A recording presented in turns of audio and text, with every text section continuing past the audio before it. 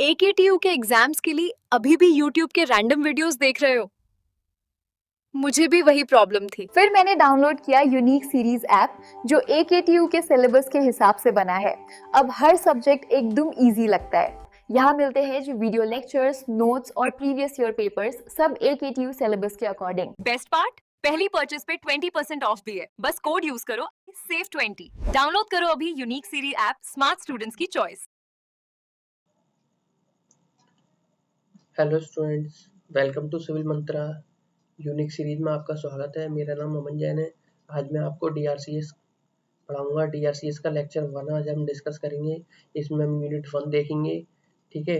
As per AKTU आपका जो syllabus है वो हम डिस्कस करेंगे। उसके बाद जो भी टॉपिक्स हैं उनको हम डिटेल में डिस्कस करेंगे।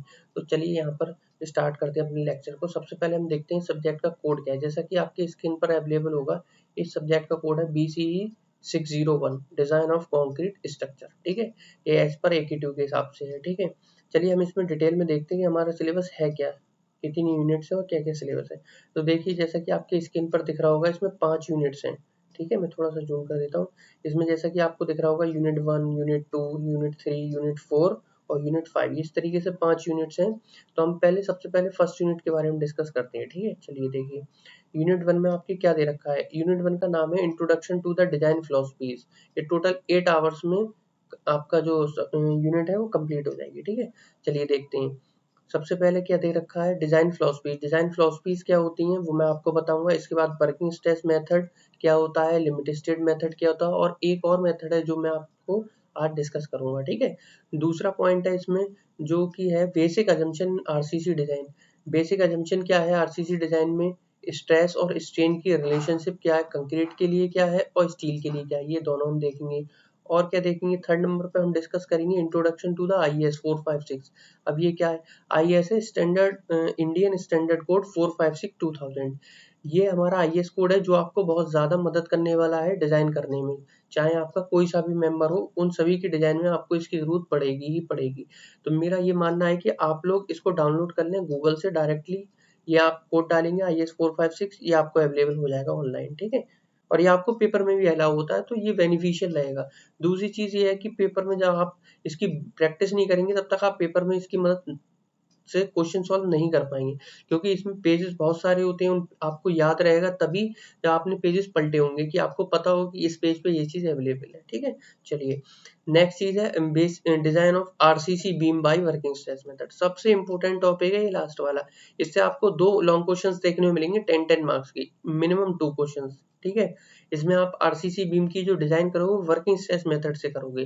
तो this is all about your first unit, और ये फर्स्ट यूनिट में हम इतना ही डिस्कस करेंगे, ठीक है। कम से कम 5 से 6 लेक्चर इसको कंप्लीट करने में लगेंगे, ठीक है। चलिए, तो ये तो हुआ सिलेबस, ठीक है। अभी हम फर्स्ट यूनिट का सिलेबस ही डिस्कस करें। जैसे जैसे हम यूनिट करेंगे उसका सिलेबस उससे पहले हम डिस्कस कर लिया करेंगे। तो यहाँ तक मेरे हिसाब से आपको क्लियर होगा। आप AKTU की वेबसाइट से डाउनलोड कर सकते हैं, ठीक है। चलिए अब हम देखते हैं अपना क्या कहते हैं पोर्शन, ठीक है। तो देखिए, ये जो पोर्शन है आपका, इसमें आपको दिख रहा होगा, ठीक है, कि सबसे पहला क्या है, एक सेकेंड, यस, नाउ। अब देखिए, ये हमारा जैसे कि सब्जेक्ट है डिजाइन ऑफ कंक्रीट स्ट्रक्चर, आपको अवेलेबल होगा, ठीक है। Design of concrete structure unit 1 का क्या नाम बताया था मैंने, introduction to the design philosophies, ठीक है। ये हमारा फर्स्ट पार्ट हो गया। चलिए, ये मेरा नाम है अमन जैन, ठीक है। अब हम यूनिट को अपनी स्टार्ट करते हैं। चलिए देखिए, देखिए सबसे पहले मैं आपको बताना चाहूंगा कि व्हाट इज कंक्रीट। देखिए, अगर हम डिजाइन ऑफ कंक्रीट स्ट्रक्चर, तो सबसे पहले हमें बेसिकली पता होना चाहिए व्हाट इज कंक्रीट। तो कंक्रीट क्या होती है, तो देखिए कंक्रीट 2 तरीके की होती है सिंपली। यहाँ पर हमारी स्क्रीन पर आपको एक नाम दिख रहा होगा, that is plane cement concrete. ये दिख रहा है आपको, प्लेन सीमेंट कंक्रीट, ठीक है। दूसरा आपका है रीइंफोर्स्ड सीमेंट कंक्रीट, इसको हम RCC बोलते हैं, ठीक है। देखिए, चलिए प्लेन सीमेंट कंक्रीट क्या होती है पहले मैं आपको इसके बारे में बताऊंगा। तो देखिए, प्लेन सीमेंट कंक्रीट क्या होती है, बेसिकली आपने सीमेंट को लिया, सैंड लिया, ग्रेवल लिया, पानी लिया, है ना, जिसको हम बोलते हैं। इन सारी चीजों को एक डेफिनेट प्रोपोर्शन जब आप मिक्स करेंगे और जब वो हार्ड मास बनेगा, तो हम उसको क्या बोल रहे हैं, प्लेन सीमेंट कंक्रीट। अच्छा, इसका नाम प्लेन क्यों है, बिकॉज इसमें कोई चीज एडेड नहीं करी गई है, जैसे सरिया रीइंफोर्समेंट नहीं दिया गया, इसलिए हम इसको प्लेन बोल रहे हैं। अब देखिए, जैसे सीमेंट जो इसमें यूज होता है वो ऐसा बाइंडर यूज होता है, sand as a filler use होता है, ग्रेवल जो होता है वो आपका कोर्स एग्रीगेट का पार्ट होता है जो कि आपका 50 से 70% वॉल्यूम ऑक्यूपाई करता है किसी भी कंक्रीट का। तो मेन जो होता है वो आपका कोर्स एग्रीगेट होता है जो कि आपकी स्ट्रेंथ गवर्न करता है, ठीक है। सीमेंट का काम एज अ बाइंडर है, सैंड एज अ फिलर है, ठीक है। इतनी चीजें क्लियर है। वाटर जो है वो इसके हाइड्रेशन प्रोसेस के लिए जरूरी है सीमेंट के, तो उसके लिए हम वाटर ऐड करते हैं। अच्छा, ये सारी चीजें आपने बेसिकली पढ़ी भी होंगी कंक्रीट टेक्नोलॉजी में, ठीक है, तो मैं इन्हें ज्यादा डिटेल में डिस्कस नहीं करूंगा, ठीक है।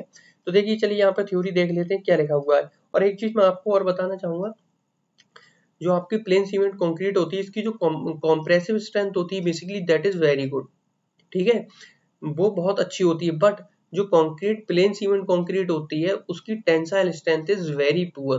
और कितनी होती है ये मैं आगे डिस्कस करूंगा आपसे, चलिए ठीक है। अभी आप बेसिकली यही जान लीजिए। तो देखिए क्या लिखा है यहाँ पर, अब हम पढ़ते हैं, रीड करते हैं एक बार। देखिए क्या लिखा हुआ, एक सेकेंड, देखिए ये क्या लिखा है, plane cement concrete is a hardened mass obtained from a mixture of cement, sand, gravel and water in definite proportion। क्या लिखा है कि प्लेन सीमेंट कंक्रीट जो होती है वो आपका हार्ड मास होता है जो कि आपको कैसे मिलता है, सीमेंट, सैंड, ग्रेवल और पानी को एक डेफिनेट प्रोपोर्शन में मिक्स करने के बाद मिलता है। ये जो प्रोपोर्शन होते हैं, these ingredients are mixed together to form a plastic mass which is poured into a desired shape mould called as forms. इन जो ये सारे इंग्रेडिएंट होते हैं इनको मिलाने के बाद इनको प्लास्टिक मास की फॉर्म में लिया जाता है और उनको एक पर्टिकुलर शेप देने के लिए आप किसी भी मोल्ड में पोर कर दोगे, आप उसको क्या बोलोगे, फॉर्म्स बोलोगे। तो बेसिकली कहने का मतलब ये है, जिस शेप में आपको इसको चाहिए आपने इंग्रेडिएंट मिक्स कर लिए, पानी मिला दिया, तो आप उस मोल्ड में डाल दो, ये उसकी शेप अटेन कर लेगा, ठीक है। चलिए नेक्स्ट इसमें क्या लिखा हुआ है कि plane cement concrete has a good compressive strength but very little tensile strength. ये तो मैंने आपको बताया था कि प्लेन सीमेंट कंक्रीट जो होती है उसकी कंप्रेसिव स्ट्रेंथ बहुत अच्छी होती है और उसकी टेंसाइल स्ट्रेंथ बहुत कम होती है in comparison to compressive strength. चलिए, तो इसका जो यूज है, thus limiting its use in construction, इसका जो यूज है कंस्ट्रक्शन है वो लिमिटेड है। क्यों लिमिटेड है, क्योंकि कंप्रेसिव स्ट्रेंथ अच्छी है और टेंसाइल स्ट्रेंथ अच्छी नहीं है, टेंशन में ये फेल हो सकता है, फेल हो ही जाता है, हो क्या सकता है। Plain concrete is used where good compressive strength, है ना, and weight are the main requirement, tensile stress are very low. देखो कहने का मतलब ये है कि आप इसको वहां यूज करोगे जहां आपको कंप्रेसिव स्ट्रेंथ की बहुत ज्यादा जरूरत पड़ रही है, वेट आपका मेन रिक्वायरमेंट है, ना कि टेंसाइल। टेंसाइल स्ट्रेस वहां पर बहुत कम आ रही है या बिल्कुल ना के बराबर आ रही है, तो ऐसी जगह पर आप क्या यूज करोगे, प्लेन सीमेंट कंक्रीट का इस्तेमाल करोगे। अब देखिए नेक्स्ट इसमें क्या लिखा हुआ है, देखिए आप ध्यान से, नेक्स्ट लिखा हुआ है कि रीइंफोर्स सीमेंट कंक्रीट। अब रीइंफोर्स सीमेंट कंक्रीट क्या होती है, अब जो आपकी कंक्रीट थी प्लेन कंक्रीट, उसकी उसकी वीकनेस क्या थी, ये टेंशन में वीक है, तो उसको टेंसाइल स्ट्रेंथ प्रोवाइड कराने के लिए आपने उसको क्या करा, रीइंफोर्स करा। रीइंफोर्स सीमेंट कंक्रीट में रीइंफोर्स का क्या मतलब है, रीइंफोर्स करता है किसी, रीइंफोर्स करने का मतलब किसी को ऐड ऑन करना, किसी को स्ट्रेंथ को ऐड ऑन करना। तो आपने यहाँ पर उसकी क्या करा, देखिए साफ साफ लिखा है, to improve the tensile strength, to improve the tensile strength of concrete, some sort of reinforcement is needed which can take up by the tensile stresses developed in the structure। ठीक है, इसके कहने का मतलब ये है कि टेंसाइल स्ट्रेंथ ऑफ कंक्रीट को इम्प्रूव करने के लिए, बढ़ाने के लिए हमने क्या करा, सम सॉर्ट ऑफ रीइंफोर्समेंट दे दिया। वो रीइंफोर्समेंट आपका किसी भी फॉर्म में हो सकता है, इन जनरल हम जो यूज करते हैं वो स्टील वार्स का यूज करते हैं और उसके पीछे भी कई सारे रीजन है, वो मैं आपको अभी एक्सप्लेन करूंगा, ठीक है। तो the most common type of reinforcement steel bars which are quite strong in tension, quite strong in tension.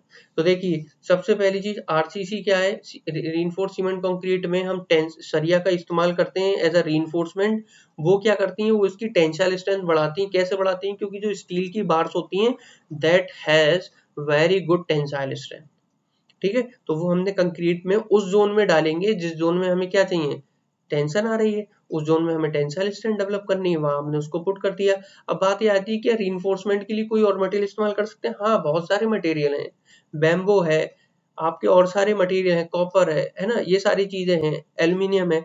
But हम किसको इस्तेमाल करेंगे, हम उसको इस्तेमाल करेंगे that is easily available, that is economical and that, और उसकी बहुत सारी प्रॉपर्टी ऐसी जो कंक्रीट से मैच करेंगी। जैसे कि अब मैं आपको बताता हूँ कि स्टील ही क्यों यूज करते हैं, उसका एक मेन रीजन ये है कि जो स्टील का रीइंफोर्स बार का जो आपका कोफिशिएंट ऑफ थर्मल एक्सपेंशन होता है that is very near about the concrete thermal coefficient, है ना। तो कहने का मतलब ये है कि कंक्रीट का जो थर्मल कोफिशिएंट होता है, ठीक है, वो बहुत ही आसपास होता है किसके, स्टील बार्स का। इसीलिए हम किसको यूज करते हैं, स्टील बार्स को यूज करते हैं। ये इसका सबसे बड़ा रीजन है, ठीक है। चलिए अब हम देखते हैं नेक्स्ट स्लाइड। यहाँ तक ओके है, सारी बात, सारी चीज समझ में आ गई, कोई दिक्कत नहीं है। चलिए नेक्स्ट स्लाइड देखते हैं आगे क्या लिखा हुआ है। देखिए अब एक चीज आप समझिए, आप मुझे बताइए कि जो एक प्लेन सीमेंट कंक्रीट थी, एक रीइंफोर्स सीमेंट कंक्रीट है, तो दोनों में स्ट्रक्चर के बेसिस पर क्या डिफरेंस है। तो देखिए आपका जो रीइंफोर्स सीमेंट कंक्रीट है वो आपका कैसा मटेरियल हो गया बेटा, कंपोजिट मटेरियल हो गया। इस बात पे आप बहुत ज्यादा गौर करना कि ये कैसा मटेरियल है, ये बेटा आपका कंपोजिट मटेरियल है। इस बात को याद रखना है, इसकी जरूरत हमें आगे पड़ेगी। Which is made up of concrete and steel reinforcement. अब आप बताइए यहाँ पे दो मटेरियल नहीं हो गए, स्टील अलग मटेरियल है, कंक्रीट अलग मटेरियल है, ठीक है। कंक्रीट खुद अपने आप में चार पांच चीजों से मिलकर बना है, सीमेंट हो गया, सैंड हो गया, एग्रीगेट हो गया, कोर्स एग्रीगेट प्लस वाटर, और आजकल एक और चीज इसका इस्तेमाल हो रहा है, दैट इज एडमिक्सचर। एडमिक्सचर वो होते हैं जो आपकी कंक्रीट की प्रॉपर्टी को इंप्रूव करते हैं, या आपने कंक्रीट टेक्नोलॉजी में पढ़ा होगा, जैसे कि आपके एक्सेलरेटर्स हो गए, जैसे कि आपके रिड्यूसर्स हो गए, रिटार्डर्स हो गए। चलिए वो चीजें अलग की हैं, हम यहाँ पर बात करते हैं। तो देखिए ये कंपोजिट मटेरियल हो गया। चलिए अब इस चीज को आगे ध्यान रखना, मैं आपसे आगे बात करूंगा इस चीज के बारे में। The use of reinforcement in concrete not only increase its strength but also helps in preventing the temperature and shrinkage stresses। देखिए जो reinforcement में जो आप कंक्रीट डालते, वो सॉरी कंक्रीट में जो reinforcement डालते हो वो केवल आपकी स्ट्रेंथ इंप्रूव नहीं करता, उसके साथ साथ वो और भी काम करता है। जैसे वो आपको टेम्परेचर स्ट्रेसेस से बढ़ाता है, वो आपको सिंकेज स्ट्रेसेस से बढ़ाता है, ठीक है। ये सारी चीजों से नेक्स्ट आता है आपका the composite action of steel and concrete in a reinforced cement concrete section is depend upon the important factor following important factor। अब जो ये आपका कंपोजिट मटेरियल है और जो ये कंक्रीट और आरसीसी का जो स्ट्रक्चर है, जो आपका सेक्शन है, वो कई सारे फैक्टर्स पे डिपेंड करता है। किस किस फैक्टर्स पे डिपेंड करेगा, देखिए सबसे पहला बेटा देखिए ध्यान से देखिए क्या है, the bond between the steel and concrete. कि जहां पर आपने स्टील डाली है और उस जगह जो कंक्रीट होगी, तो उन दोनों के बीच कैसा बॉन्ड डेवलप हुआ है उसके ऊपर डिपेंड करेगा, ठीक है। क्योंकि देखिए इसको ऐसे समझिए, अगर बॉन्ड डेवलप अच्छे से नहीं हुआ होगा तो कंक्रीट पे आने वाली स्ट्रेसेस स्टील को ट्रांसफर नहीं होंगी। बात समझ रहे हैं। तो अगर स्टील पर ट्रांसफर नहीं होंगी तो हमने उसको डाला ही क्यों है, हम उसका यूटिलाइजेशन नहीं कर पाएंगे। भाई steel is costly in comparison to concrete, तो we have to utilise the full utilise the steel, because अगर हम इतना महंगा मटेरियल डाल के उसका पूरा इस्तेमाल नहीं कर पा रहे हैं, it is waste of money, ठीक है। तो सबसे पहली चीज है कि बॉन्ड अच्छे से डेवलप होना चाहिए। दूसरी चीज, prevention of corrosion of steel bars embedded in the concrete. जो आपने कंक्रीट बार डाली, कंक्रीट में स्टील बार डाली हैं, उनको आप कोरोजन से बचा कर रखेंगे, इस बात पे भी डिपेंड करती है, ठीक है। तीसरी चीज और किस पे डिपेंड करती है, कंपोजिट एक्शन। तीसरी चीज ये है कि practically equal thermal expansion of both the, तो ये तो मैंने आपको बताया था कि इनका जो कोफिशिएंट ऑफ थर्मल एक्सपेंशन है, इट इज प्रैक्टिकली इक्वल होना चाहिए, ठीक है। और होता भी है, काफी हद तक दोनों का मैच करता है बहुत ज्यादा, इसीलिए हम इसको इस्तेमाल करते हैं।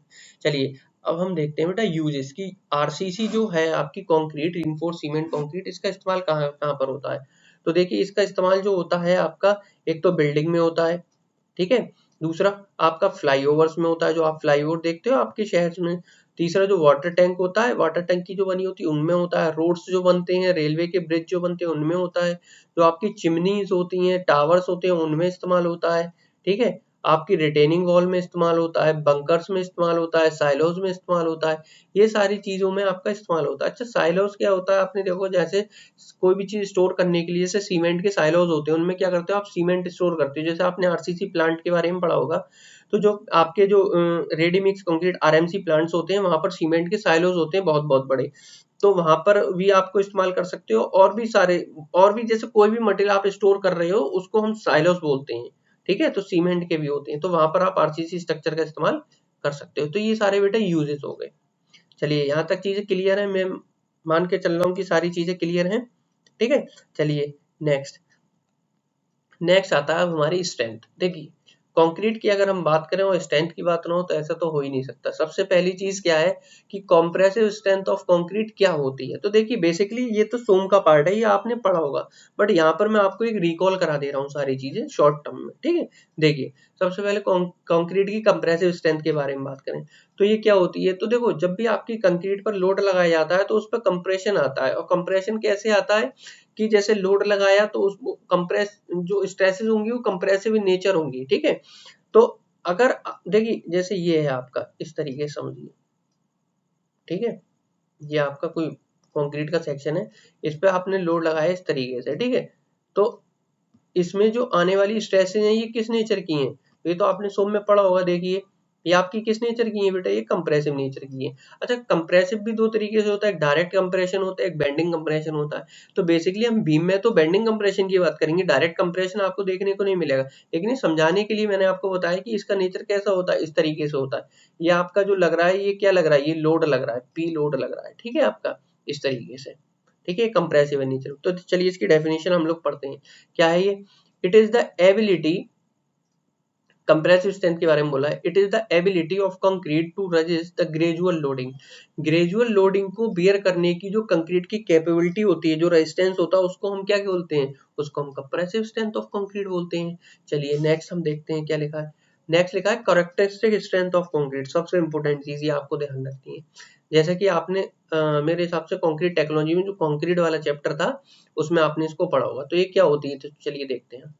देखिए it is the strength below which not more than 5% of test results are expected to fail or fall। ये लिखा है कि ये वो स्ट्रेंथ होती है आपकी कंक्रीट की जिसमें 5% से ज्यादा आपके टेस्ट रिजल्ट एक्सपेक्ट नहीं किए जाते हैं कि फेल हो। अब ये तो हो गई देखिए थ्योरेटिकल बात है, मैं आपको प्रैक्टिकली समझाने की कोशिश करूंगा। इसमें नेक्स्ट और देख लीजिए क्या लिखा है, concrete is designated by characteristic strength of cube at 28 days in newton per mm. अब देखिए इसको समझिए, जैसे मैंने आपसे कहा कंप्रेसिव स्ट्रेंथ, तो हम इसको मेजर कैसे करेंगे। तो हम क्या करते हैं, कंक्रीट का ब्लॉक बनाते हैं 150 बाई 150 बाई 150 mm का, कितने का, 150 बाई 150 बाई 150 mm के क्यूब बनाते हैं इस साइज का, और उसको हम 28 दिन पर टेस्ट करते हैं। उसकी उसको जैसे कास्ट कर लिया, अगले दिन हम उसको खोल देते हैं और क्यूरिंग टैंक में डाल देते हैं, और 28 दिन तक उसको पड़े रहने देते हैं, और 28 दिन बाद हम उसको यूटीएम मशीन पर या सीटीएम मशीन पर, कंप्रेशन टेस्टिंग मशीन या यूटीएम यूनिवर्सल टेस्टिंग मशीन पर टेस्ट करते हैं, उसको लगाते हैं और उसको टेस्ट करते हैं। तो 28 दिन पर उस क्यूब की जो स्ट्रेंथ आएगी न्यूटन पर एमएम स्क्वायर में, वो उसकी क्या कहलाएगी बेटा, वो उसकी कैरेक्टरिस्टिक स्ट्रेंथ ऑफ कंक्रीट कहलाएगी। लेकिन सपोज करो आपने जैसे बहुत सारे क्यूब टेस्ट करे, ठीक है, तो उनमें से जितने भी क्यूब, उनमें से 5% से ज्यादा हम ये मान के नहीं चलते, ये हम एक्सपेक्ट करके चल रहे हैं कि बेटा इससे ज्यादा जो हमने, जैसे सपोज करिए इसमें ग्रेड होती हैं, जैसे आपने पढ़ा होगा M10 M15 M20, ठीक है, तो जो भी ग्रेड का आपने बनाया है उस ग्रेड की वैल्यू मिनिमम आएगी आएगी, ये आप मानकर चलते हो, और इसमें 5% से ज्यादा रिजल्ट आप ये मान के नहीं चलते कि फेल होने वाले हैं। तो जो रिजल्ट आपका निकल के आ रहा है 28 दिन क्यूब की, ठीक है, जो strength Newton per MM square में आ रही है, वो आपकी कैरेक्टरिस्टिक स्ट्रेंथ है।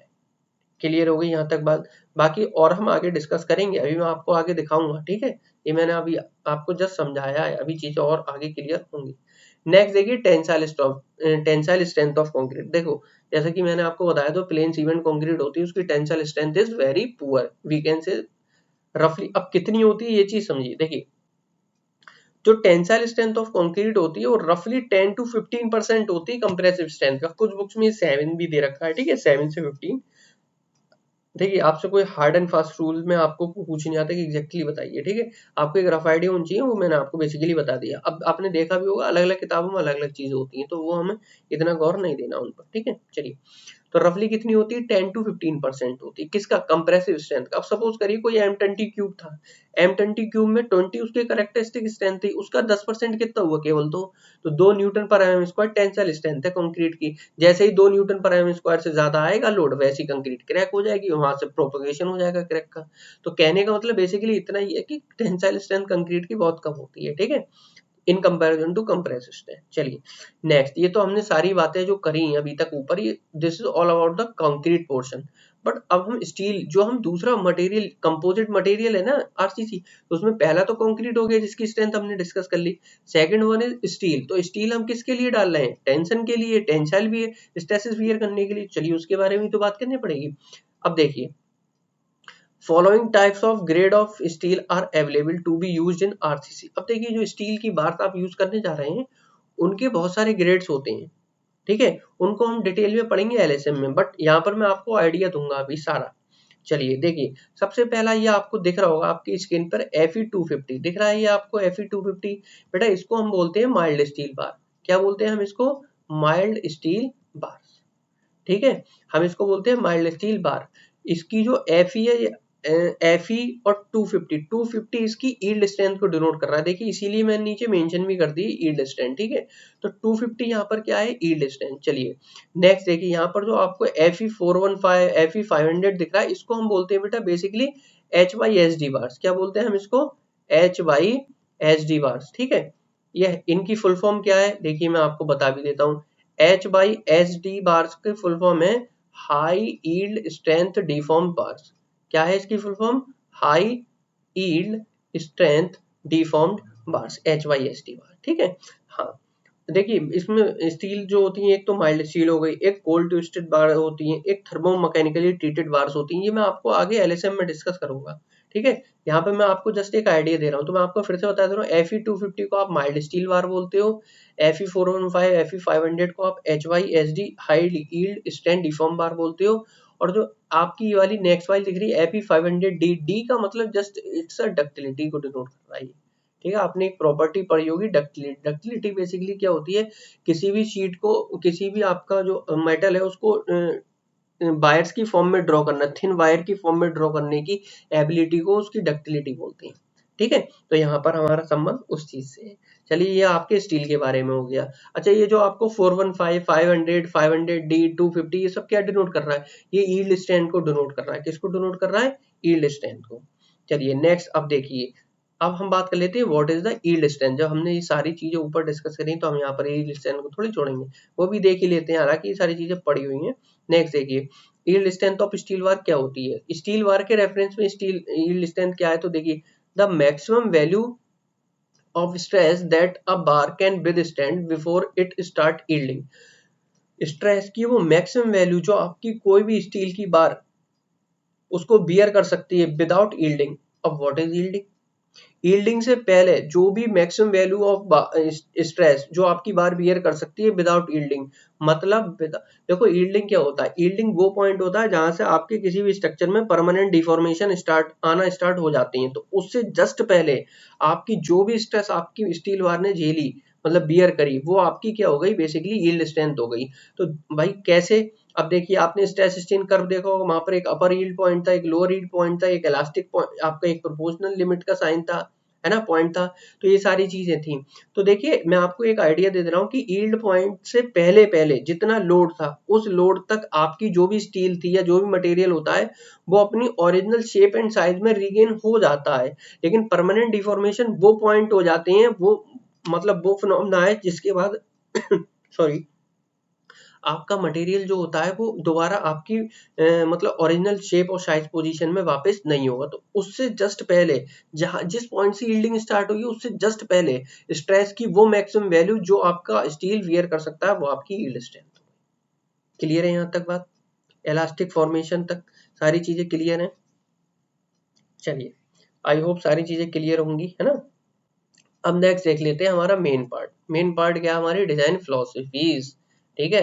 तो डिजाइन फिलोसफीज में अब आप ये बताइए, यहाँ पर दो चीजें दे रखी हैं, एक तो डिजाइन एक फिलोसफीज।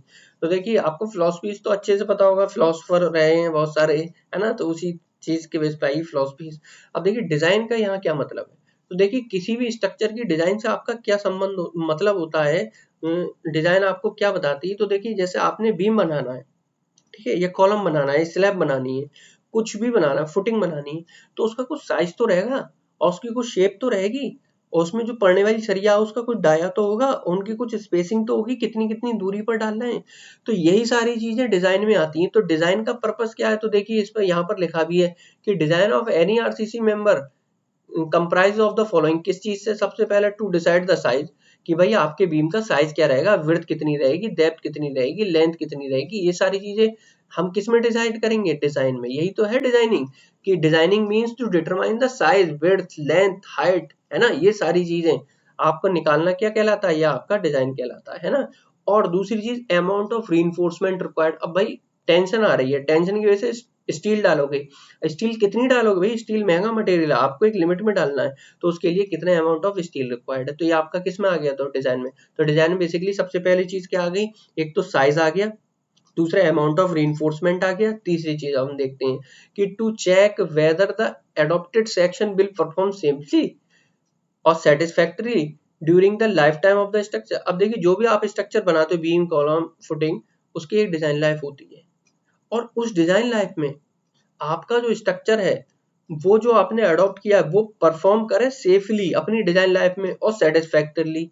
मतलब सेफली का मतलब ये है कि भाई वो फेल ना हो, सेफली का मतलब फेलियर से, और सेटिस्फैक्टरली का मतलब कि ये है कि भाई ऐसा ना हो कि फेल तो नहीं हुआ लेकिन एक्सेसिव डिफ्लेक्शन आ गया, पूरा बीम आपका झूल गया, इस तरीके से बेंड हो गया, लेकिन फेल नहीं हुआ, लेकिन देखने में ऐसा लग रहा है कि आधी गिर जाएगा, है ना, देखने में एस्थेटिकली अच्छा नहीं लग रहा है। तो ये दोनों भी चीजों को माइंड में रखते हुए हम जो चीजें मतलब डिजाइन करते हैं, ये सारी बातों को मेरे कहने का मतलब ये है। तो बेसिकली हम डिजाइन को कंप्रोमाइज मतलब अगर एक तरीके से देखें तो फाइनली हम कह सकते हैं कि design means to decide the size and the amount of reinforcement. दूसरा, आपका जो स्ट्रक्चर है वो सेफली और सेटिस्फैक्टरली अपनी डिजाइन लाइफ में काम कर सके, that is all about the design. ठीक है, चलिए आगे देखते हैं। अब देखते हैं हम कितने मेथड्स हैं। तो देखिए various design methods use for the design of RCC structure. Number 1 आपका आता है, आपका कौन सा आता है सबसे पहले, तो देखिए सबसे पहले आपका आता है वर्किंग स्ट्रेस मेथड, जो कि हमें इस यूनिट में डिस्कस करना है। दूसरा आपका आता है लोड फैक्टर या अल्टीमेट लोड मेथड, और तीसरा आता है लिमिट स्टेट मेथड। तो इसको तो इस्तेमाल होता ही नहीं है, तो बिल्कुल ठीक है, इसको तो कट ही कर दीजिए आप। अब बचते हैं हमारे दो, वर्किंग स्ट्रेस मेथड और लिमिट स्टेट मेथड। चलिए हम इन दोनों को एक एक करके डिटेल में डिस्कस कर लेते हैं, बल्कि कर तो तीनों को ही लेंगे, ठीक है। चलिए अब देखिए आप थोड़ा सा वर्किंग स्ट्रेस मेथड, है ना। चलिए सबसे पहला आपका आता है बेटा वर्किंग स्ट्रेस मेथड। तो वर्किंग स्ट्रेस मेथड आपका सबसे पुराना ट्रेडिशनल मेथड है। ये सबसे पहले यही फिलॉसफी आई थी और सबसे पुरानी फिलॉसफी यही है, ठीक है। और इसमें जो बात करी गई थी वो आपका जो भी मटेरियल था कंक्रीट बेसिकली, वो आपको इलास्टिक लिमिट तक ही लोडेड किया गया था, ठीक है। और इसमें हमने जो भी बात करी थी वो सारी बातें मैं आज आपको डिस्कस करूंगा, ठीक है। देखिए जैसे कि सबसे पहले क्या लिखा है, this method of design was the oldest one. मैंने जैसे आपको बताया सबसे पुराना मेथड है और ट्रेडिशनल मेथड रहा है ना। और it is based on the elastic theory. ये किस पर बेस है बेटा, ये इलास्टिक थ्योरी पर बेस है। मतलब इसमें जो स्ट्रेसेस और स्ट्रेन है वो इलास्टिक लिमिट तक ही डिस्कस करी गई हैं, इससे बियॉन्ड हम लोग नहीं गए हैं, ठीक है। और and assume that both steel and concrete are elastic.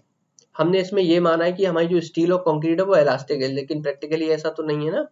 तो वही चीज आ गई। दूसरा क्या, obey Hooke's law and bond between the steel and concrete is perfect and permissible stresses of the material are obtained.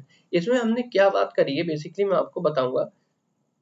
Sorry, मैंने इसमें जो वर्किंग स्ट्रेस मेथड में बात करी गई है वो इलास्टिक थ्योरी पर बेस करी गई है।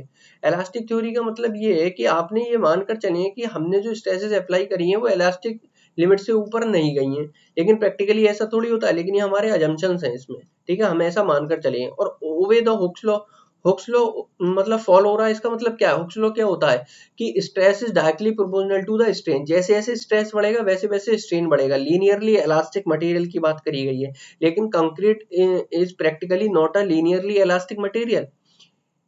इवन कंक्रीट जो आपका कर्व शो करता है दैट इज जो आपका स्ट्रेस स्ट्रेन कर्व आता है वो आपका क्या कहते हैं लीनियर नहीं होता है कंक्रीट के लिए, लो स्ट्रेसेस पर भी। लेकिन हमने उसको मान के चले इसमें क्या कि कंक्रीट हुक्स लॉ को ओबे कर रही है, फॉलो कर रही है, ठीक है, दोनों ही चीजों को हमने। और इसमें हमारी जो बात करी गई वो परमिसिबल स्ट्रेसेस की बात करी गई है। परमिसिबल स्ट्रेसेस बहुत कम होती हैं in comparison to the actual stresses. कैसे कम होती हैं उसको मैं आगे डिस्कस करूंगा, अभी देखिए आगे।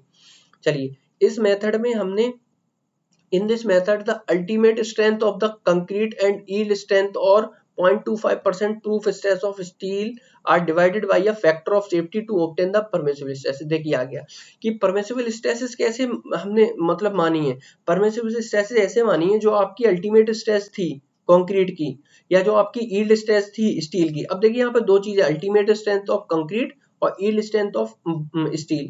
तो देखिए कंक्रीट में हमने अल्टीमेट स्ट्रेंथ का यूज करा और स्टील में हमने यील्ड स्ट्रेंथ का यूज करा। ये मैंने अभी जस्ट आपको पीछे डिस्कस करा है, तो इसमें कोई नई बात मैंने अभी डिस्कस नहीं करी। हाँ जरूर यहाँ पर एक चीज आपको नई दिख रही होगी, that is 0.2% of proof stress. इसको मैं अभी आपको बता देता हूँ। देखिए जो आपकी माइल्ड स्टील का कर्व होता है उसमें आपको क्लियर आपको यील्ड, अपर यील्ड पॉइंट और लोअर यील्ड पॉइंट क्लियरली मिल जाता है। लेकिन जो आपका हाई HYSD होती है, हाई यील्ड स्ट्रेंथ डिफॉर्म बार, उनमें क्या होता है कि आपको क्लियर कट अपर यील्ड पॉइंट और लोअर यील्ड पॉइंट नहीं मिलता है। तो आप उसमें क्या करते हो, 0.2% ऑफ प्रूफ स्ट्रेस को मान के एक आप वहां से क्या कहते हैं, आप आपका यील्ड पॉइंट निकाल लेते हो 0.2% प्रूफ स्ट्रेस के हिसाब से। ठीक है, तो ये चीज वहां पर ये बेसिकली HYSD बार्स के लिए इस्तेमाल करा जा रहा है। ये वाला जो टर्म है 0.25 ऑफ आपका प्रूफ स्ट्रेस है ना, ये HYSD, क्योंकि वो ना क्लियर कट आपको यील्ड स्ट्रेस नहीं देते, यील्ड स्ट्रेंथ का पॉइंट नहीं देंगे। जो आपको क्लियर कट यील्ड स्ट्रेंथ का पॉइंट नहीं देंगे तो आपको भाई यील्ड स्ट्रेंथ पता ही नहीं चलेगी, तो उसके लिए कोई तो जुगाड़ लगानी पड़ेगी। तो उसका तरीका यही हमने ढूंढा है कि हम 0.2% ऑफ प्रूफ स्ट्रेस पे एक वो ड्रॉ करके, है ना, उस कर्व के ऊपर वो जहां मिलेगा वो पॉइंट आपको क्या हो जाएगा, वो पॉइंट आपका यील्ड स्ट्रेंथ पॉइंट हो जाएगा for HYSD, high yield strength deform bar, जैसे कि आपका Fe415 और Fe500। ठीक है, चलिए यहाँ तक चीजें क्लियर हैं। तो हाँ, हम परमिसिबल स्ट्रेस की बात करें तो परमिसिबल स्ट्रेस कैसे मिलेंगी, जो आपकी कंक्रीट की स्ट्रेंथ है अल्टीमेट, उसको आप फैक्टर ऑफ सेफ्टी डिवाइड कर दो, और जो कंक्रीट की आपकी स्ट्रेंथ है यील्ड स्ट्रेंथ, उसको आप फैक्टर ऑफ सेफ्टी डिवाइड कर दो। तो बात ये आती है क्या सर दोनों मटेरियल के लिए सेम फैक्टर ऑफ सेफ्टी होगा? नहीं, यहाँ पर दोनों मटेरियल के फैक्टर ऑफ सेफ्टी अलग है। देखिए यहाँ पर factor of safety for concrete कितना है बेटा, 3, ये आपको याद रखना, डायरेक्ट ऑब्जेक्टिव मिलेगा। ठीक है, और फैक्टर ऑफ सेफ्टी कंक्रीट के लिए कितना है, 1.78 है ना, it is very near to 1.48 वो 1.8। ठीक है, तो ये दो फैक्टर ऑफ सेफ्टी हो गए, factor of safety 3 for concrete और factor of safety 1.78 for steel. अब जब आप इसको इनकी रेस्पेक्टिव स्ट्रेंथ से डिवाइड करेंगे तो you will get the permissible stresses. अब बात ये आती है कि सर ये सब तो चीजें, ये ट्रेडिशनल मेथड था, तो हमने इसको फिर इसके बाद हम और मेथड क्यों लाए, तो कुछ तो कमियां रही होंगी जिसकी वजह से हम और मेथड लाए। ठीक है, तो देख लेते हैं क्या ड्रॉबैक है। तो देखिए the main drawback of the working stress method are follows. क्या है सबसे पहला, it assume the concrete is elastic with in which is not true. देखो जैसे कि मैंने आपको बताया था, concrete not the linearly elastic material, it show the parabolic or even we can say any other degree, but it is not the linear function, but हमने इसमें मान लिया। ठीक है, सबसे बड़ा ड्रॉबैक तो ये था। दूसरा क्या था, it uses factor of safety for stresses only, not for the loads। बिल्कुल सही बात है, इसमें अभी जो मैंने आपसे डिस्कशन करा, इसमें कहीं भी मैंने आपसे लोड का कोई जिक्र करा, लोड के बारे में कोई बात करी नहीं करी, क्यों नहीं करी, क्योंकि उसके लिए कोई फैक्टर ऑफ सेफ्टी है ही नहीं, एज इट इज आप लोड का इस्तेमाल कर लेते हो। ठीक है, चलिए तीसरी चीज, स्ट्रेसेस के लिए तो बात करी ना मैंने, लेकिन लोड के लिए कोई बात नहीं करी। तीसरी चीज क्या है, it does not account for the shrinkage and creep. हाँ वेरी गुड, देखिए श्रिंकेज और क्रीप क्या होता है, देखिए मैं रफ आइडिया दे रहा हूँ। जैसे श्रिंकेज में क्या होता है कि आपने जब कंक्रीट कास्ट करी तो उसमें जो पानी होता है वो एवोपरेट होता है, उसकी वजह से आपका कंक्रीट श्रिंक होता है। ऐसे क्रीप होता है, जब इनिशियल डेज होते हैं जब आप लोड लगाते हैं तो उसकी वजह से क्रीप आती है, सस्टेन्ड लोडिंग की वजह से। ठीक है, तो उसकी वजह से क्या होता है, क्रीप आती है, तो इसकी वजह से भी आपकी कंक्रीट में स्ट्रेसेस प्रोड्यूस होती हैं, लेकिन वो हमने इसमें कहीं ले नहीं, कहीं भी इसको अकाउंट करा ही नहीं।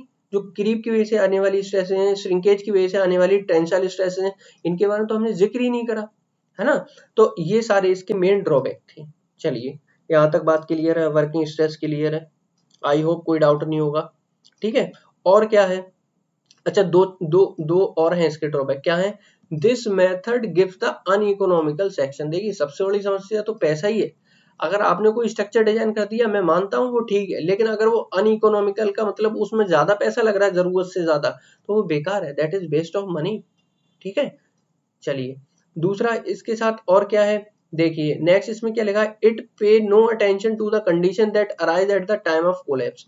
इसने कोई अटेंशन नहीं पे करी है जो आपके कोलैप्स के समय पर कंडीशन अराइज होती है। इसका मतलब कोलैप्स क्या है, जब आपका स्ट्रक्चर फेल होता है उससे पहले जो कंडीशंस बनती हैं उसके बारे में इसने कोई जिक्र ही नहीं करा, बिल्कुल डिस्कशन ही नहीं करा है। अच्छा, एक चीज और मैं आपको बताना चाहूंगा कि हाँ, वर्किंग स्ट्रेस मेथड से जो आपको सेक्शन निकल के आता है वो कंपैरेटिवली बिगर होता है in comparison to the section obtained by the limit state method. Limit state method के मुकाबले जो आपका वर्किंग स्ट्रेस मेथड से जो आपका सेक्शन निकल के आता है वो थोड़ा सा बड़ा होता है, बिगर होता है इन साइज, ठीक है, जिसकी वजह से अनइकोनॉमी क्रिएट होती है आपके स्ट्रक्चर में, ठीक है। चलिए नेक्स्ट अब हम देख लेते हैं। देखिए दूसरा मैंने आपको बताया लोड फैक्टर मेथड। अब लोड फैक्टर मेथड क्या है? अल्टीमेट लोड मेथड है ना, इसी का दूसरा नाम अल्टीमेट लोड मेथड भी और इसको हम लोड फैक्टर मेथड भी कहते हैं। इसमें क्या करा था इन्होंने, in this method the ultimate of collapse load is used as a design load. इन्होंने क्या करा, डिजाइन लोड को के तौर पर अल्टीमेट लोड या कोलैप्स लोड को यूज करा। अब आपको सोचिए, कोलैप्स लोड वो लोड है जिस पर आपका मटेरियल फेल हो रहा है, तो आपने वही लोड ले लिया जो जिस पे आपका मटेरियल फेल हो रहा है, तो फिर तो मटेरियल फेल हो ही जाना है। बात समझ में आ रही है? इन्होंने लोड फैक्टर अप्लाई नहीं किया, ठीक है। इन्होंने क्या करा, ultimate load are obtained by using the working और service load suitably by some factor. इन्होंने क्या करा, जो लोड फैक्टर था इसको इन्होंने क्या करा, देखिए ध्यान से, कि जो आपका कोलैप्स लोड था है ना, उसको आपने वर्किंग लोड से, देखिए एक सेकंड मैं आपको बता देता हूं कि देखिए जो इन्होंने इस मेथड में क्या करा, अल्टीमेट ऑफ कोलैप्स लोड को एज अ डिजाइन लोड इस्तेमाल किया, ठीक है। और अल्टीमेट लोड इन्होंने कैसे ऑब्टेन किया, बाय यूजिंग वर्किंग स्ट्रेस। देखिए यूजिंग है, ये यहाँ पर यू लिखना रह गया है, ठीक है, ये यूजिंग है ना, बाय यूजिंग वर्किंग और service load suitable by some factor. इन्होंने क्या करा कि जो वर्किंग लोड है, जो आपका सर्विस लोड है, उसको किसी एक फैक्टर ऑफ सेफ्टी से क्या करा, मल्टीप्लाई करा, तो उससे आपको क्या मिल गया, कोलैप्स लोड मिल गया, ठीक है। तो इससे इन्होंने क्या करा है, आपका मेथड डिजाइन करा। अब देखिए ये तो इस्तेमाल होता ही नहीं, तो इसके बारे में हमें ज्यादा जिक्र नहीं करना है, ठीक है। अब देखिए इसकी मेन लिमिटेशन क्या थी, इस मेथड में gives very thin section in which deformation and cracking है ना, and the structure are unserviceable. इसमें इन्होंने जो सेक्शन बनाया वो बहुत ही थिन था और उसमें डिफॉर्मेशन और क्रैकिंग बहुत ज्यादा आ रही थी, और जो स्ट्रक्चर था वो कैसा हो रहा था, अनसर्विसेबल हो रहा था। क्योंकि देखो मैंने अभी आपको बताया कि डिफॉर्मेशन इतनी ज्यादा आ जाएंगी या क्रैकिंग आ जाएगी, भले ही आपका मटेरियल, भले ही आपका सेक्शन फेल नहीं हुआ, तो वो एस्थेटिकली अच्छा नहीं लगेगा, है ना। दूसरी चीज, no factor of safety are use for the material stresses. Material के लिए कोई इन्होंने फैक्टर ऑफ सेफ्टी इस्तेमाल नहीं किया, ठीक है। तो यहाँ तक हो गया लोड फैक्टर। अब नेक्स्ट बात कर लेते हैं लिमिट स्टेट, सबसे इंपोर्टेंट, ठीक है। चलिए लिमिट स्टेट की हम बात कर लेते हैं। लिमिट स्टेट में इन्होंने क्या करा है, लिमिट स्टेट मेथड में ये जो मेथड है takes into the account the ultimate strength of the structure. देखिए वर्किंग स्ट्रेस में आप क्या कर रहे थे, वर्किंग स्ट्रेस में आप अल्टीमेट लिमिट तक कंक्रीट को लोड कर रहे थे और स्टील को एंड पॉइंट तक लोड कर रहे थे, और फिर उसको डिवाइड कर, नहीं लोड नहीं कर रहे थे, इस्तेमाल कर रहे थे, और उसमें क्या कर रहे थे, फैक्टर ऑफ सेफ्टी अप्लाई कर दे रहे थे, वो भी कितना 3 और 1.78। अब यहाँ पर क्या, यहाँ पर पिक्चर अलग है बेटा। क्या अलग है, देखिए इस मेथड में आप क्या करते हो, अल्टीमेट स्ट्रेंथ ऑफ स्ट्रक्चर को अकाउंट करते हो and also the serviceability requirement, है ना।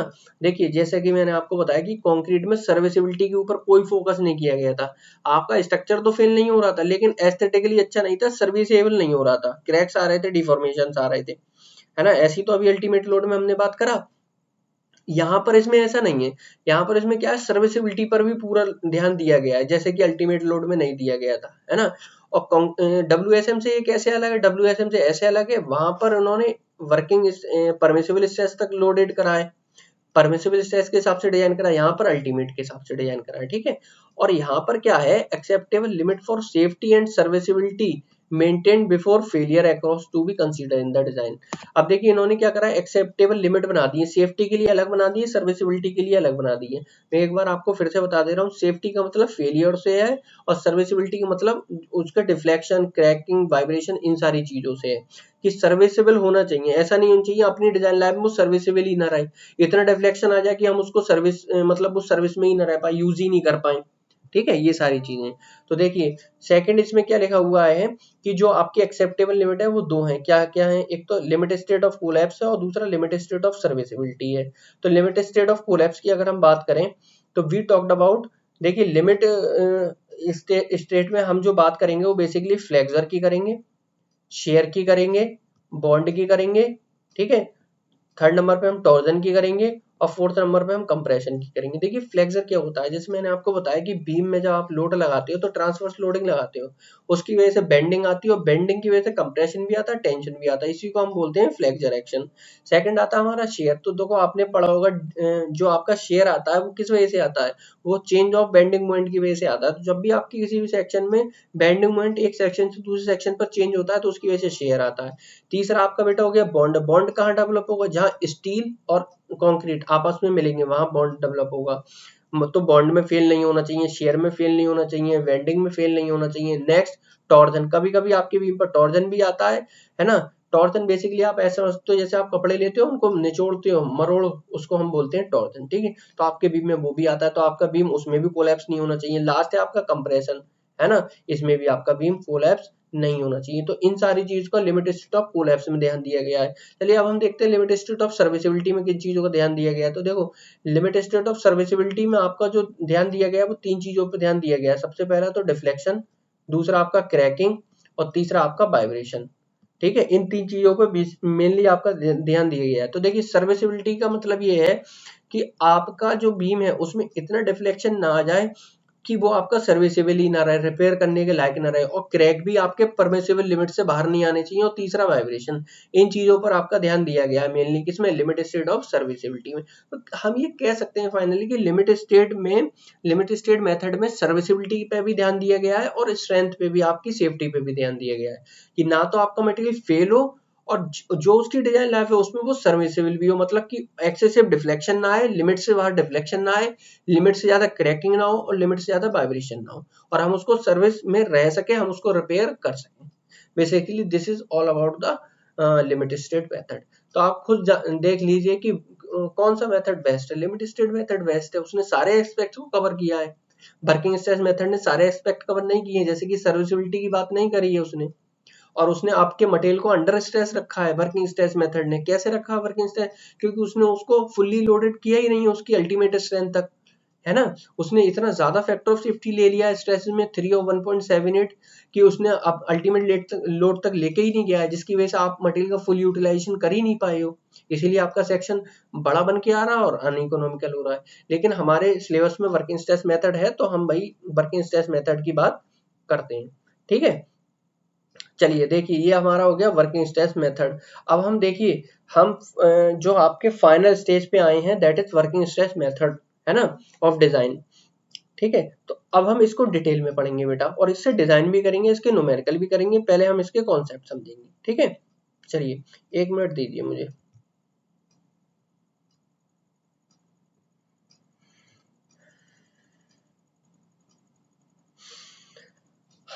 चलिए आज का लेक्चर हम यहीं तक रखते हैं, और हम नेक्स्ट लेक्चर में डिस्कस करेंगे वर्किंग स्ट्रेस मेथड को डिटेल में, ठीक है। नेक्स्ट लेक्चर में हम वर्किंग स्ट्रेस मेथड देखेंगे, उसका जो भी क्या कहते हैं डिजाइन है उसको, सारी चीजों को डिस्कस करेंगे। तो अभी हम एक बार ये बात कर लेते हैं कि आज हमने क्या क्या चीजें डिस्कस करी, ठीक है। तो चलिए सबसे पहले हम देखते हैं कि आज हमने प्लेन सीमेंट कंक्रीट देखा। प्लेन सीमेंट कंक्रीट क्या होता है, सीमेंट, सैंड, ग्रेवल और वाटर को जो हम मिक्स करके जो हमारा एक पर्टिकुलर मोल्ड की शेप में देते हैं उसको हम प्लेन सीमेंट कंक्रीट कहते हैं। उसकी कंप्रेसिव स्ट्रेंथ अच्छी होती है, टेंसाइल स्ट्रेंथ बहुत कम होती है, ठीक है। इसीलिए नेक्स्ट हमारा कॉन्सेप्ट पता है रेनफोर्स सीमेंट कंक्रीट। इसमें हम क्या करते हैं, प्लेन सीमेंट कंक्रीट का जो ड्रॉबैक था पुअर टेंसाइल स्ट्रेंथ, उसको दूर करने के लिए हमने some sort of reinforcement provide किया, जिसको हम स्टील बार्स के फॉर्म में प्रोवाइड करते हैं। ये बहुत ज्यादा स्ट्रांग होते हैं टेंशन में, तो हमारा जो आरसीसी स्ट्रक्चर होता है उसकी कंप्रेसिव स्ट्रेंथ और टेंसाइल दोनों ही अच्छी हो जाती है, ठीक है। और आरसीसी जो होता है हमारा वो कंपोजिट मटेरियल है, ठीक है, ठीक है। चलिए नेक्स्ट अब हम बात करते हैं कि आरसीसी स्ट्रक्चर को यूज कहां पर किया था हमने। ये सारी चीजें हम डिस्कस कर चुके हैं, मैं आपको एक बार रिवाइज करा दे रहा हूँ फटाफट, है ना। बिल्डिंग में इस्तेमाल करते हैं, वाटर टैंक में, फ्लाईओवर्स में, रोड रेलवे ब्रिजेस में, चिमनी टावर्स में, रेलवे रिटेनिंग वॉल और बंकर्स और साइलोस में, ठीक है। नेक्स्ट आता है हमारी कंप्रेसिव स्ट्रेंथ ऑफ कंक्रीट। तो देखो कंप्रेसिव स्ट्रेंथ क्या होती है, ability of concrete to resist the gradual loading in compressive nature की, उसको हम कंप्रेसिव स्ट्रेंथ बोलते हैं। नेक्स्ट आता है करेक्टरिस्टिक स्ट्रेंथ। करेक्टरिस्टिक स्ट्रेंथ क्या होती है, एक क्यूब लिया आपने 150 mm बाई 150 बाई 150 mm का, उसको 28 दिन तक क्योर किया और 28 दिन क्योर करने के बाद जब आपने यूटीएम पर चेक किया तो उसकी जो भी स्ट्रेंथ निकल के आई वो उसकी कैरेक्टरिस्टिक स्ट्रेंथ होती है। बट ये ध्यान रहे कि जितने भी आपने टेस्ट करे उसमें 5% से ज्यादा test result are not expected to fail. 5% से ज्यादा रिजल्ट को हम एक्सपेक्ट नहीं कर रहे हैं कि वो फेल होंगे, ठीक है। नेक्स्ट आता है टेंसाइल स्ट्रेंथ। टेंसाइल स्ट्रेंथ लगभग 10 से 15% होती है कंप्रेसिव स्ट्रेंथ ऑफ कंक्रीट का। चलिए ये कंक्रीट की बात हो गई। अब स्टील की बात करी थी। स्टील में हमने क्या डिस्कस करा, हमने स्टील की मेनली दो ग्रेड के बारे में बात करी, Fe250 और HYSD। Fe250 को हम माइल्ड स्टील बार बोल रहे हैं, HYSD में आपकी 415, 500, 500D आती है, ठीक है। जो ये Fe250 में 250 है दैट इज हाई आपकी यील्ड स्ट्रेंथ होती है। अब यील्ड स्ट्रेंथ क्या होती है, yield strength of steel bars वो होती है वो मैक्सिमम वैल्यू ऑफ स्ट्रेस जो आपकी कोई भी बार बियर कर सकती है without permanent deformation, without yielding. Permanent deformation आने से पहले क्या होता है कि जो भी आप लोड लगाते हो वहां तक वो मटेरियल लोड होगा और वो खिंचेगा भी, है ना, शेप चेंज करेगा, लेकिन जैसे ही आप लोड हटाओगे वो अपनी ओरिजिनल पोजीशन में आ जाएगा। तो वहां तक के लोड के लिए जो भी स्ट्रेस की वैल्यू आएगी वो आपकी यील्ड स्ट्रेंथ है। नेक्स्ट आता है डिजाइन फिलॉसफीज। मैंने आपको बताया था डिजाइन का मतलब यहाँ पर दो चीजों से था, साइज को डिसाइड करना, अमाउंट ऑफ रीइंफोर्समेंट को डिजाइन करना, और वो आपका जो मटेरियल है, जो सेक्शन है, वो आपका सेटिस्फैक्टरली और सेफली बिहेव करे अपने डिजाइन लाइफ में। तीन मेथड होते थे, working stress method, load factor, ultimate load method और लिमिट स्टेट। सबसे पहला हमारा वर्किंग स्ट्रेस मेथड था। इसमें हमने बताया कि आपका जो स्टील है उसको इलास्टिक लिमिट तक लोडेड किया गया है और ये हुक्स लॉ वैलिड रहता है। इसमें हम अपने मटेरियल को इलास्टिक लिमिट तक लोडेड करते हैं। इलास्टिक लिमिट मतलब जैसे ही लोड हटाया वो अपनी ओरिजिनल पोजीशन में आ जाएगा, ठीक है। इसमें हम परमिसिबल स्ट्रेसेस की बात करते हैं। परमिसिबल स्ट्रेसेस कैसे मिलती हैं वो हम अभी बताएंगे आपको। इससे पहले ये देखिए कंक्रीट की अल्टीमेट स्ट्रेंथ का यूटिलाइज करते हैं और स्टील की यील्ड स्ट्रेंथ का यूटिलाइज करते हैं, वो हमने पीछे डिस्कस भी किया था। यहाँ पर जो फैक्टर ऑफ सेफ्टी कंक्रीट के लिए था वो 3 था और स्टील के लिए था 1.78 था। इसका मेन ड्रॉबैक क्या थे, देखो इलास्टिक माना है कंक्रीट को, जो कि प्रैक्टिकली नहीं है, पॉसिबल नहीं है, ठीक है। दूसरा इसमें क्या था, दूसरा इसमें था कि इसने फैक्टर ऑफ सेफ्टी को यूज किया है ना, स्ट्रेसेस के लिए, लोड के लिए नहीं किया है। इसने श्रिंकेज और क्रीप के बारे में कोई डिस्कशन नहीं किया। इसने जो सेक्शन दिया वो अनइकोनॉमिकल हो रहा था बिकॉज बहुत बड़ा सेक्शन हो रहा था। और लास्ट वाला था कि इसने कोई अटेंशन पे नहीं करी है जो कि आपके कोलैप्स के टाइम पर कंडीशन बन रही थी उसके बारे में, ठीक है, फेलियर के टाइम पे। नेक्स्ट आता है आपका load factor method, ultimate load method. ये डिस्कस करने की जरूरत नहीं है। नेक्स्ट हम सीधे लिमिट स्टेट देखते हैं। लिमिट स्टेट मेथड में हमने अल्टीमेट स्ट्रेंथ को स्ट्रक्चर की यूटिलाइज करा है, सर्विसिबिलिटी रिक्वायरमेंट को भी कवर करा है। तो इसने सारे एस्पेक्ट कवर करे हैं। इसने सेफ्टी को भी ध्यान में रखा है, इसने सर्विसिबिलिटी को भी ध्यान रखा है फेलियर से पहले। इसमें दो लिमिट स्टेट दी थी, लिमिट स्टेट ऑफ कोलैप्स और limit state of serviceability. Limit state of collapse में इसने flexor, share, bond, torsion, compression की बात करी और सर्विसिबिलिटी में इसने डिफ्लेक्शन, क्रैक और वाइब्रेशन की बात करी, ठीक है। कोलैप्स में इसने क्या करा कि बेंडिंग में फेल ना हो, शेयर में फेल ना हो, बॉन्ड में फेल ना हो, टॉर्जन में फेल ना हो और कंप्रेशन फेल ना हो। और सर्विसिबिलिटी में इसने ये देखा कि एक्सेसिव डिफ्लेक्शन ना आए, एक्सेसिव क्रैकिंग ना आए और एक्सेसिव वाइब्रेशन ना आए। तो ये सारी चीजें आज हमने डिस्कस करी थी। अब बाकी जो है वो हम नेक्स्ट लेक्चर में देखेंगे। Thank you students, I hope आपको ये लेक्चर समझ में आया होगा, ठीक है। चलिए मिलते हैं नेक्स्ट लेक्चर में, बहुत बहुत धन्यवाद।